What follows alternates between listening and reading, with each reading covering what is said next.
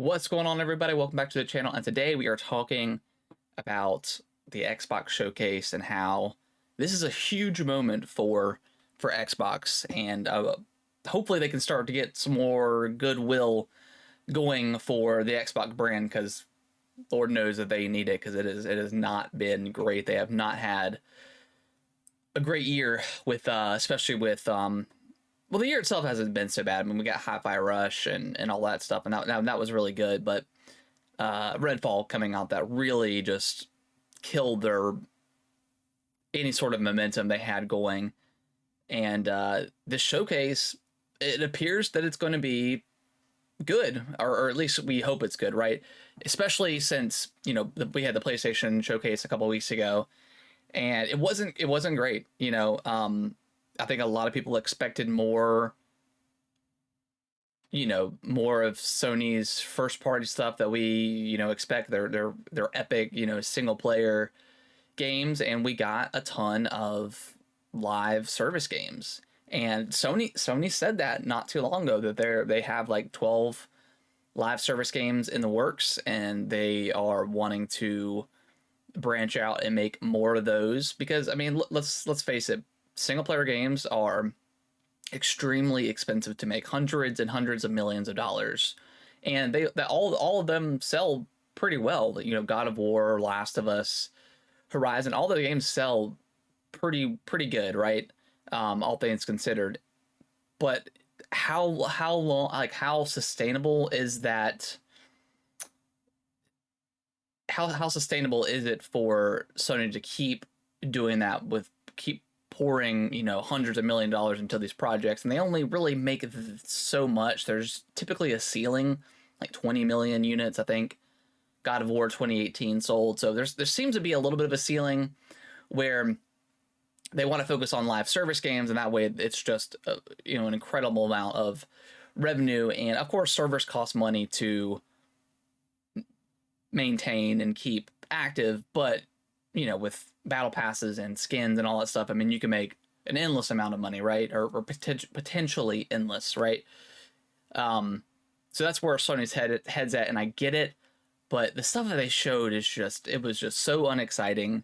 I'm not a huge multiplayer person anymore, and I'm definitely not a fan of just like live service stuff. It's just not my cup of tea, and a lot of people, I think, were pretty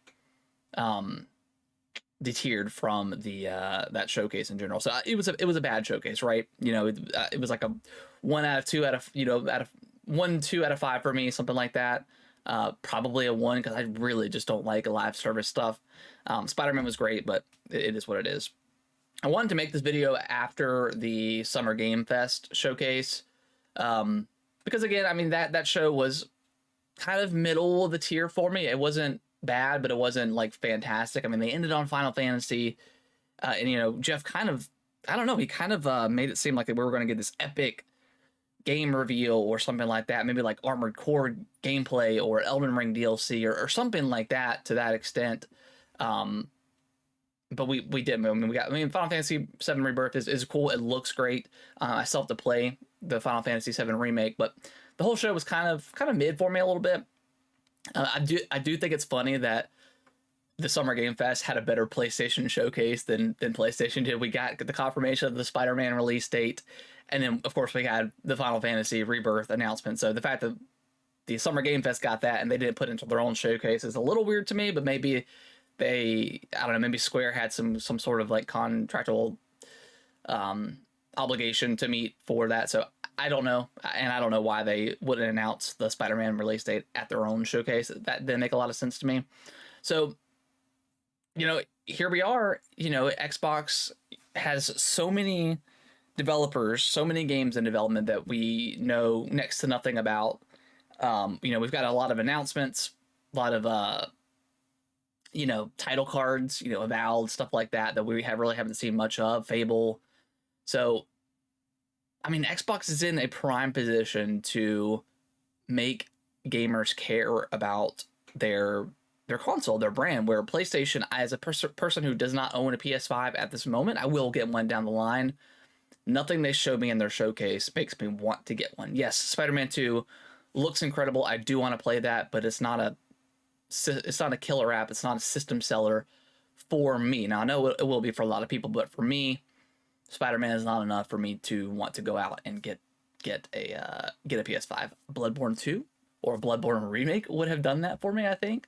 But that's besides the point. So going back to Xbox, I think they have the balls in their court. I think they're in a very good position.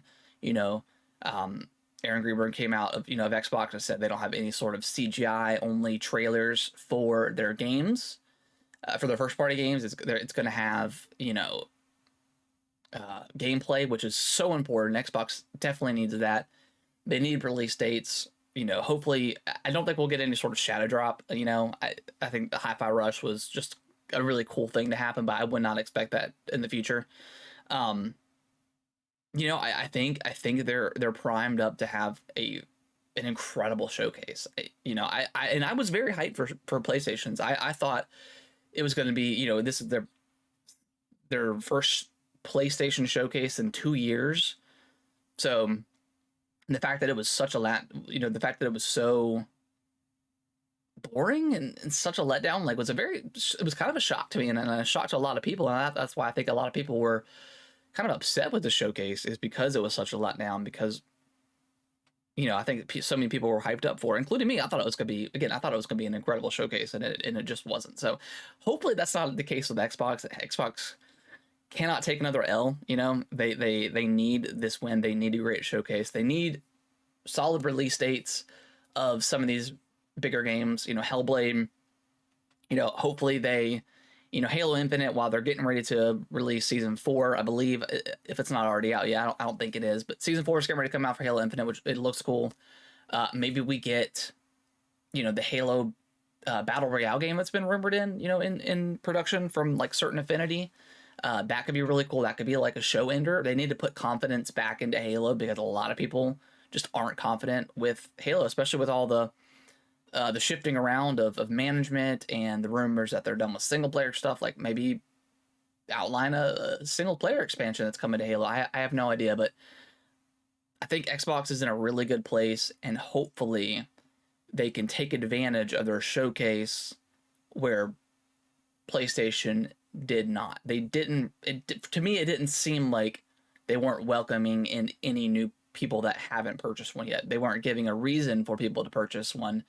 And Xbox hasn't done that yet this year, and hopefully this showcase will say, hey, this is why you should pay for an Xbox. This is why you should be in the ecosystem. This is why you should be paying for Game Pass, getting into Game Pass, because of all these incredible games coming down the line, like Fable, Avowed, Forza, Starfield that's coming out. They got to give people a reason, and I think this showcase is the place to do it, right? I mean, obviously it's for everybody wants to have a great showcase, but this is so huge for Xbox, and they need it to be fantastic. And I do believe in Phil Spencer and the team. I do think that they can put something together really, really awesome. And yeah, we'll see what happens. All right, guys. Well, let me know in the comments what you guys think about all my my opinions on the matter of the Xbox showcase and the PlayStation showcase. And I'll see you guys in the next video. Thank y'all so much for watching this video. I really appreciate it. Consider subscribing to the channel. I'll let YouTube algorithm pick one of my videos below for you guys to watch. Give it a click, and I hope you enjoy, and I will see you in the next video.